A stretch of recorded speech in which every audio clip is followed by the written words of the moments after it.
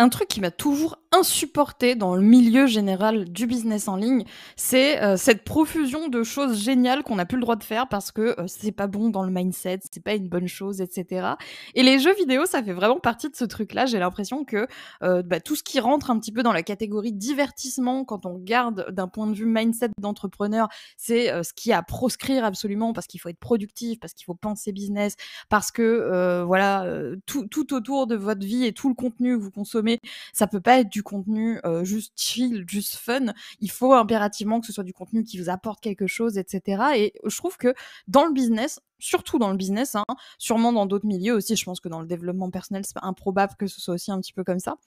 Mais dans le business, en tout cas, c'est souvent, ce genre d'actions proscrites qui, sont mal vues un petit peu par les gens parce que, par exemple, ici, si je prends l'exemple des jeux vidéo, les gens, qui vont être un peu trop dans ce mindset d'entrepreneur vont se dire que, c'est pas productif, que ça n'apporte rien et cetera et aujourd'hui, dans ce podcast, j'aimerais vraiment vous prouver que, c'est du bullshit. Encore une fois, hein, on va pas tourner autour du pot. Je suis pas du tout d'accord avec le fait qu'il faille absolument bannir toute forme de divertissement. Vous me connaissez peut-être un petit peu maintenant, hein, si vous écoutez ce podcast, vous savez que ça fait depuis plus de 6 ans que j'ai mon business en ligne et que j'en vis.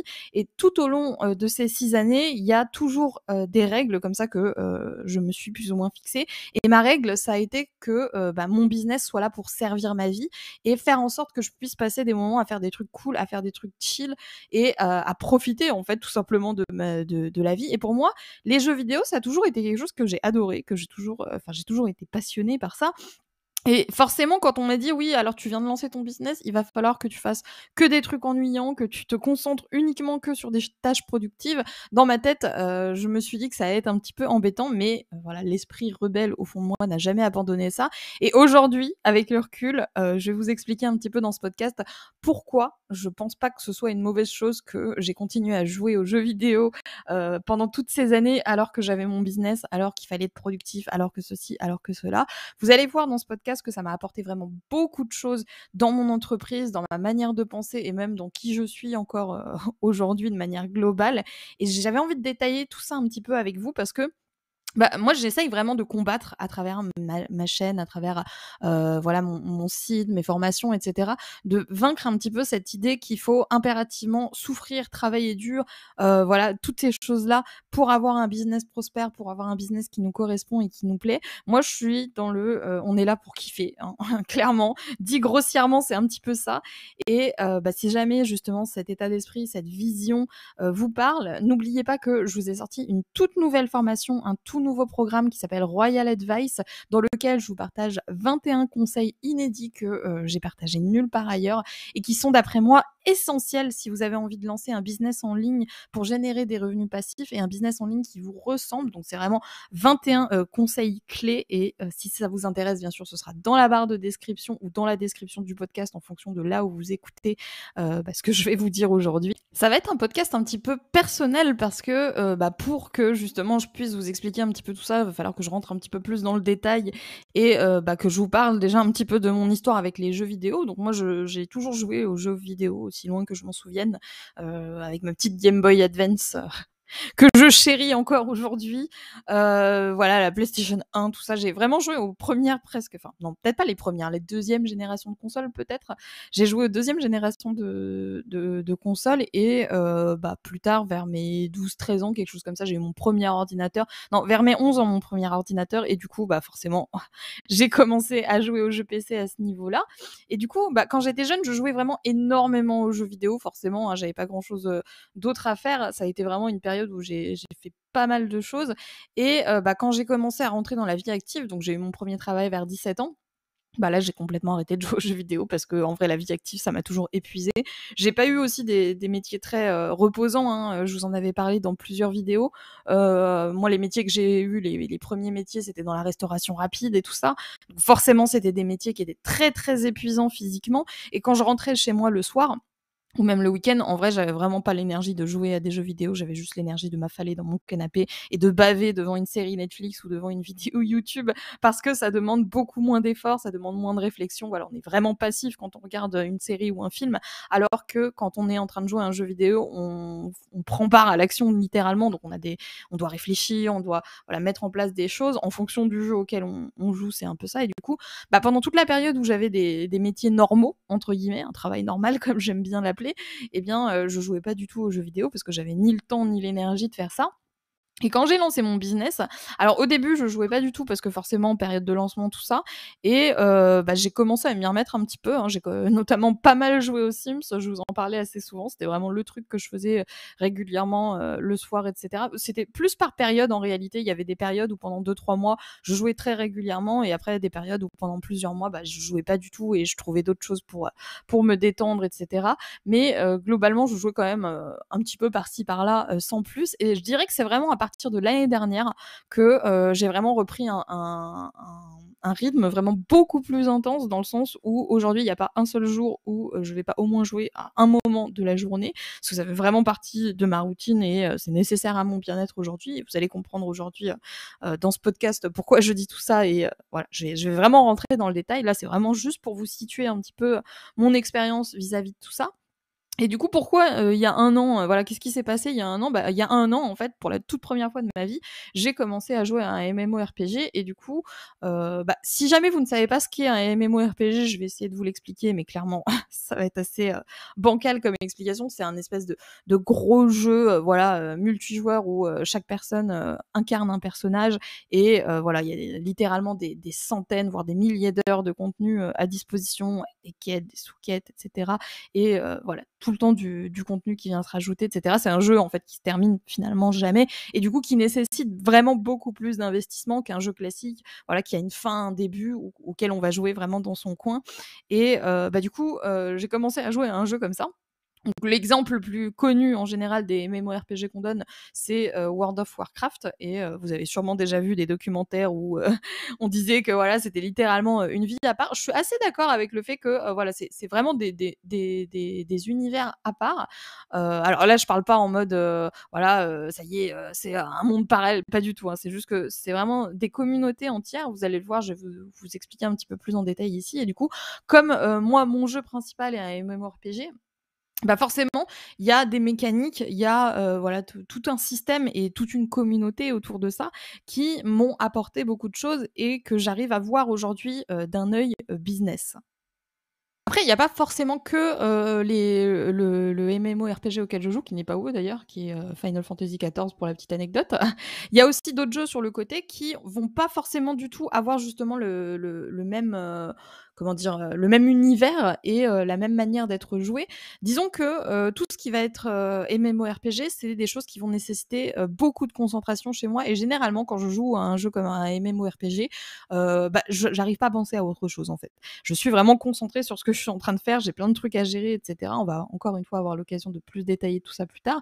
Mais c'est vraiment mon mood de déconnexion du cerveau. Et à côté de ça, j'ai quand même d'autres jeux qui sont des jeux, en général, il y a aussi tout ce qui est un petit peu plus créatif, plus détente, du style Minecraft, Stardew Valley, les Sims, etc. Justement, qui sont des jeux qui ne nécessitent pas autant de concentration et qui sont plus des jeux auxquels je vais jouer en faisant quelque chose de constructif à côté, par exemple en écoutant un podcast ou alors en écoutant voilà, une formation, un livre audio, quelque chose comme ça.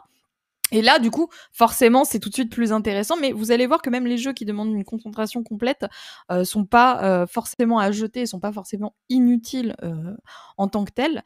Il y a aussi pour l'autre catégorie de jeux auxquels moi personnellement je joue beaucoup, et il y en a sûrement d'autres, hein, mais je vais pas tous les citer. Là, je parle vraiment de mon expérience. Ça va être un petit peu tout ce qui va, tout ce que je classe dans ma tête dans le multigaming un peu stupide.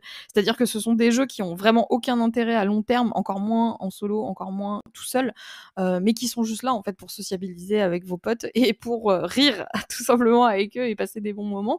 Et ce genre de jeu, c'est des jeux aussi auxquels je joue beaucoup moins régulièrement bien sûr que les MMORPG ou les jeux détente créatifs, mais c'est des jeux qui sont aussi nécessaires dans le sens où c'est des jeux qui vont me permettre de sociabiliser. Et vous allez voir aussi dans ce podcast que la sociabilisation, c'est vraiment un énorme élément clé du jeu vidéo d'après moi et je pense que c'est aussi l'un des éléments clés qui est essentiel au bien-être dans un business.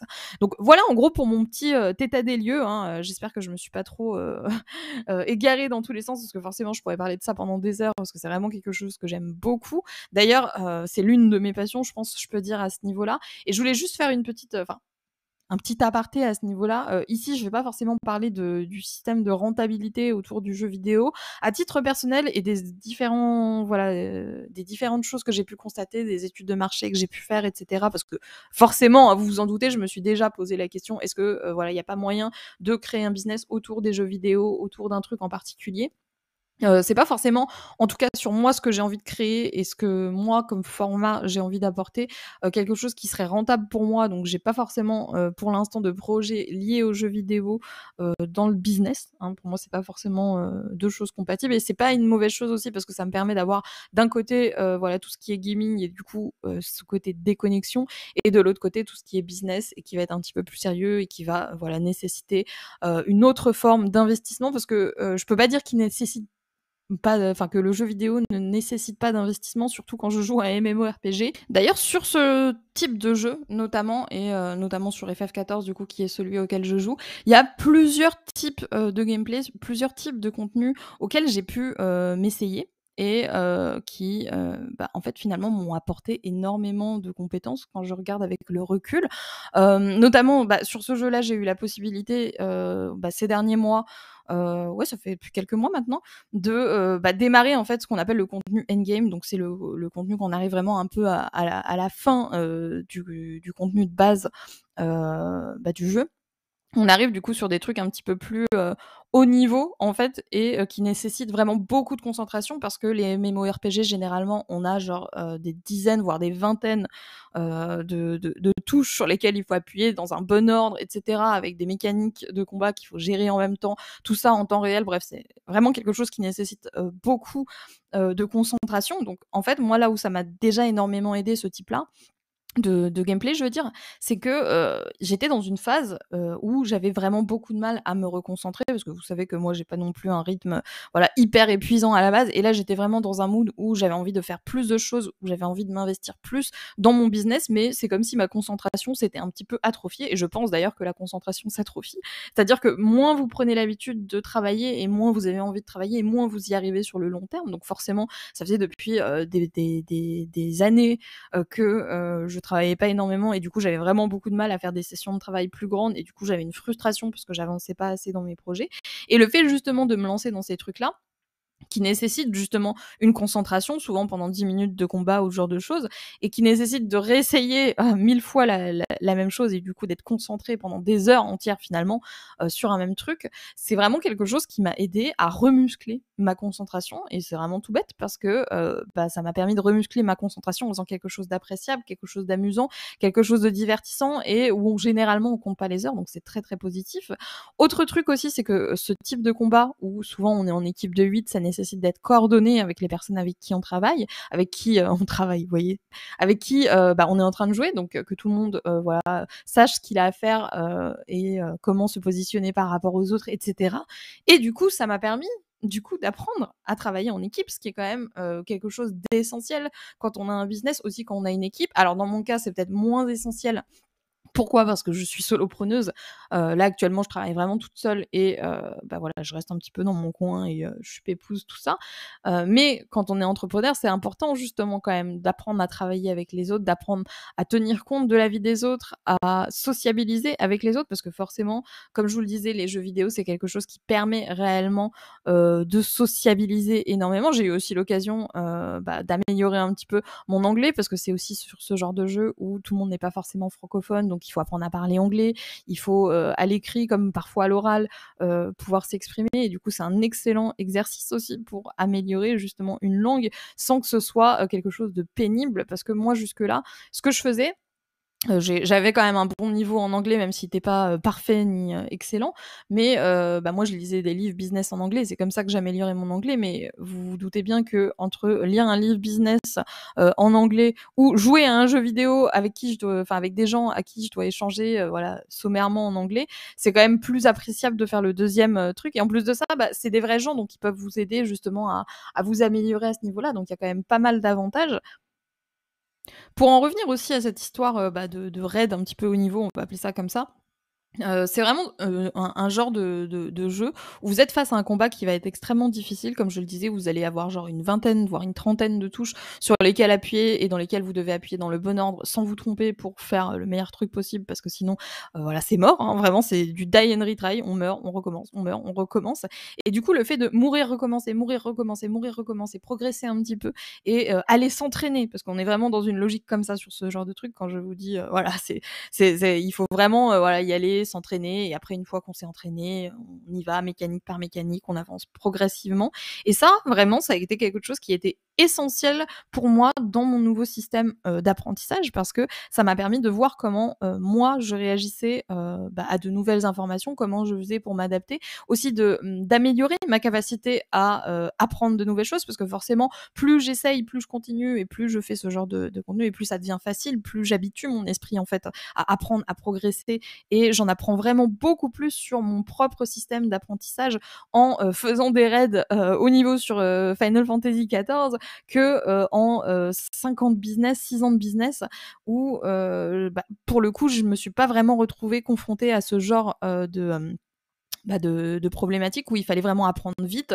parce que si j'apprends pas vite, bah, je pénalise les 7 autres personnes qui sont avec moi et bah, vraiment en fait c'est quelque chose qui demande beaucoup de rigueur, vous vous en doutez là tel que je le décris on dirait presque pas un jeu parce que ça demande de la concentration, il faut être coordonné, il faut prendre des notes, regarder des guides, prendre des vidéos, tout ça, enfin il y a vraiment beaucoup de choses à apprendre, beaucoup de choses à faire et pourtant je trouve que ça m'a vraiment énormément apporté. Après là je parle vraiment d'un type de contenu qui reste assez niché même dans le monde du jeu vidéo, hein, mais je fais le parallèle parce que je me rends compte que ça m'a vraiment beaucoup apporté aussi en termes de mindset parce que on voit en fait sur ce genre de contenu, comme je vous le disais, c'est vraiment du mourir, réessayer, que tout le monde n'a pas les épaules, que tout le monde n'a pas le mindset pour réussir à faire ça sans se sentir déprimé, sans se sentir voilà, abattu et moi, à titre personnel, je peux pas m'empêcher de faire le parallèle entre ça et bah, le business en ligne où on voit des gens, sans arrêt qui ont exactement le même problème. C'est-à-dire que, bah, le business, c'est du die and retry, quoi. On essaye, on meurt, on essaye, on meurt, on progresse, on y arrive un peu mieux, on remeurt, on réessaye jusqu'à ce que ça fonctionne et bah, il y a des gens qui vont pas avoir qui vont avoir trop d'ego justement et qui vont se dire: «Oh là là, c'est pas fait pour moi, je vais pas y arriver» et cetera sans avoir vraiment essayé alors que c'est possible d'y arriver. Donc j'arrive vraiment à faire ce parallèle-là et j'ai vraiment le sentiment encore une fois que ces compétences-là psychiques, psychologiques, elles sont à muscler et grâce à ce type de contenu, j'arrive à les muscler. Après bien sûr, pour tout ce qui est un peu moins niché, parce que là je parle vraiment du d'un truc très spécifique. Les jeux vidéo, surtout les jeux vidéo multijoueurs, sont des jeux dans lesquels vous pouvez énormément sociabiliser, rencontrer vraiment beaucoup de gens. Il y a vraiment eu rarement autant de personnes que j'ai découvertes, que j'ai rencontrées, entre guillemets, à qui j'ai parlé, avec qui j'ai pu échanger, que par le biais des jeux vidéo, parce que bah, forcément, ça nécessite bah, de communiquer, ça nécessite de rencontrer de nouvelles personnes, et tous ces gens-là sont là aussi pour passer un bon moment. Donc ça vous permet aussi en tant qu'entrepreneur et surtout je parle dans mon cas de solo entrepreneur donc qui travaille toute seule à la maison, qui a pas forcément de nouvelles opportunités de rencontrer de nouvelles personnes et cetera. C'est vraiment quelque chose qui, va venir, nourrir aussi ma vie sociale et du coup qui va améliorer mon bien-être et améliorer mon bien-être, c'est essentiel pour que mon business tourne bien parce que si je suis au bout du rouleau, mon business tourne plus. Notamment dans les MMORPG, généralement, vous avez des espèces de groupes de jeux qu'on appelle généralement des guildes qui vont se former pour justement bah, aller au bout du contenu bah, des jeux en question qui sont interminables et s'aider mutuellement et aussi, comme je vous le disais, sociabiliser, rencontrer de nouvelles personnes, etc. Et c'est l'occasion idéale pour vous en tant qu'entrepreneur bah, de rencontrer des personnes et de rencontrer des personnes qui n'ont rien à voir avec le milieu de l'entrepreneuriat. Et c'était aussi un problème que moi j'avais rencontré lors des dernières années. C'est-à-dire qu'autour de moi, petit à petit, je m'étais retrouvée avec principalement que des entrepreneurs et parfois c'est un petit peu étouffant et aussi parfois on perd pied avec la réalité. On se retrouve dans une normalité où en fait on a des standards hyper hauts et où on se met à déprimer sur des trucs qui nous auraient ravis, après parce que je pense que ça nous déconnecte de la réalité de n'être entouré que d'entrepreneurs. Je pense que ça a été aussi l'occasion pour moi de rencontrer des personnes qui faisaient partie un petit peu du monde réel, qui avaient un travail normal, qui avaient pas forcément, j'ai presque envie de dire la chance que j'ai, mais encore une fois, c'est pas une question de chance. Je vous ai écrit un email hier matin, sur le sujet. Mais enfin, ça a été l'occasion en fait pour moi de rencontrer des personnes qui n'étaient pas du tout dans mes cercles et que j'aurais jamais pu rencontrer autrement que comme ça. Et du coup, d'avoir des discussions très inspirantes et de nourrir en fait un petit peu mes compétences sociales qui, en quelques années de business, mine de rien, c'était pas mal dégradé parce que je traînais qu'avec des entrepreneurs, donc qu'avec des gens qui avaient les mêmes idées que moi, qui étaient dans le même mood que moi, etc. Et du coup, j'avais beaucoup, beaucoup, beaucoup de mal à tenir des conversations finalement avec des gens qui ne parlaient pas de business parce que autour de moi, on ne parlait que de ça. Et ça peut être quelque chose de très positif, hein, et je vous recommande vraiment d'avoir beaucoup d'entrepreneurs autour de vous parce que ça aide vraiment à être productif, à être dans le bon état d'esprit, etc. Mais je pense que c'est important aussi de garder un pied dans la réalité et de rester quand même entouré de gens ou au moins de rencontrer des gens qui sont normaux pour avoir un maximum de caractères, de personnalités différents en face de soi et d'apprendre toujours plus, hein. En termes, j'ai presque envie de dire, physiologiques, de compétences cognitives, j'ai presque envie de dire, ça m'a apporté vraiment beaucoup de choses de jouer aux jeux vidéo parce que ça m'a permis aussi, d'avoir une réflexion plus rapide dans le sens où, comme je vous le disais, ça me permet de me retrouver confrontée à des situations dans lesquelles j'étais pas forcément confrontée et ça force mon cerveau, en fait, à réfléchir d'une manière la plus rapide, la plus efficace, la plus efficiente que possible et vous le savez, vous me connaissez maintenant, moi j'adore tout ce qui est efficience, tout ce qui est optimisation, tout ce qui est productivité. Plus je peux en faire et moins je peux en glander, mieux je suis heureuse.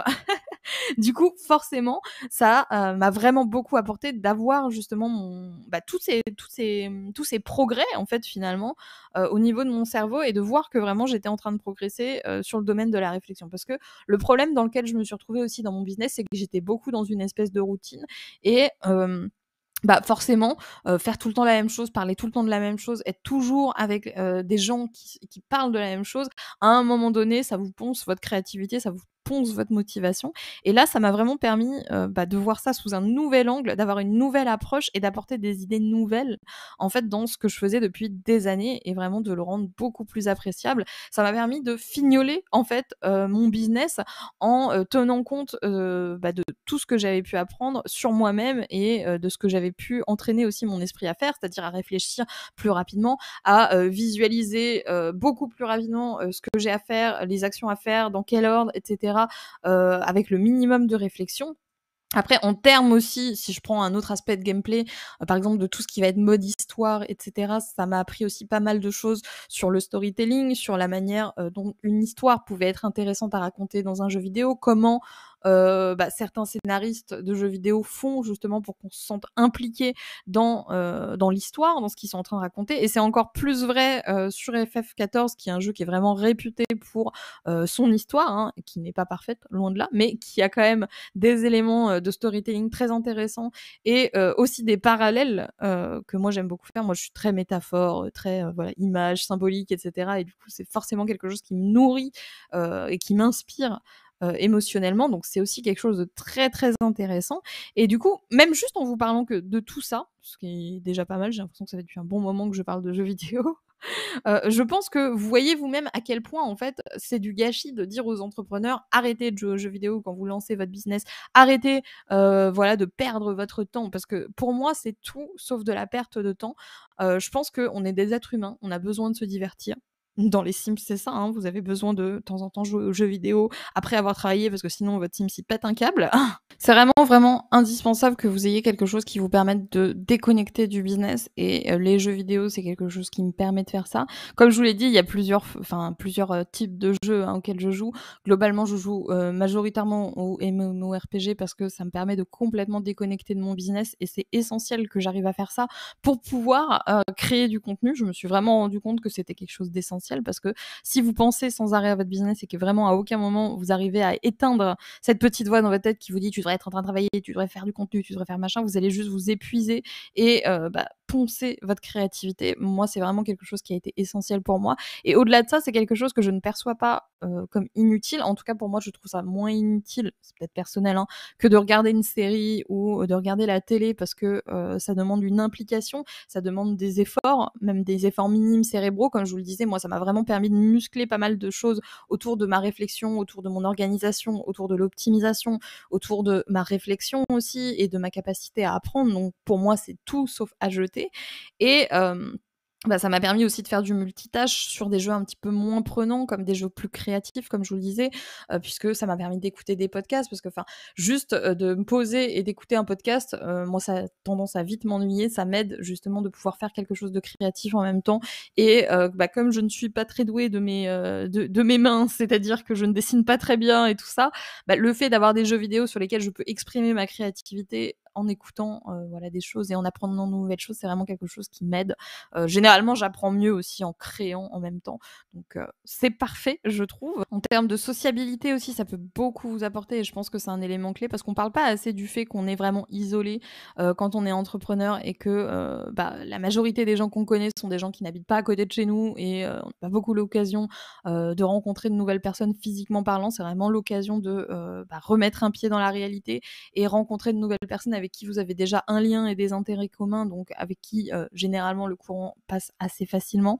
Vous pouvez même le faire complètement anonymement, c'est ça qui est génial avec les jeux vidéo parce que tout le monde peut se cacher derrière un pseudo et ça vous permet justement de peut-être d'avoir une bulle de décompression et de tout simplement déconnecter de votre business. Et je pense que c'est vraiment important de trouver le bon équilibre là-dessus. Je pense que c'est l'un des conseils les plus précieux que je pourrais vous donner, c'est de vraiment préserver votre intérêt pour votre business au maximum et de ne pas en faire trop, de ne pas être là tout le temps H24 en train de réfléchir business, business, business et de trouver un vrai moyen d'éteindre ça. Ça a été vraiment l'un des éléments les plus précieux que m'ont apporté les jeux vidéo. Ça a été vraiment essentiel à mon bien-être et c'est ce qui fait qu'aujourd'hui, je suis encore en train d'enregistrer des podcasts et de créer des emails après autant d'années à parler de business en ligne. C'est peut-être complètement régressif et peut-être qu'à un moment donné, ça va me lasser. Il faudra que je trouve autre chose. Pour l'instant, c'est un petit peu mon exutoire et le message que je voulais passer ici dans ce podcast, c'est que si vous avez un exutoire pareil et que sur tous les comptes Instagram d'entrepreneurs, vous voyez des bannis Netflix, bannis les jeux vidéo de ta vie, etc.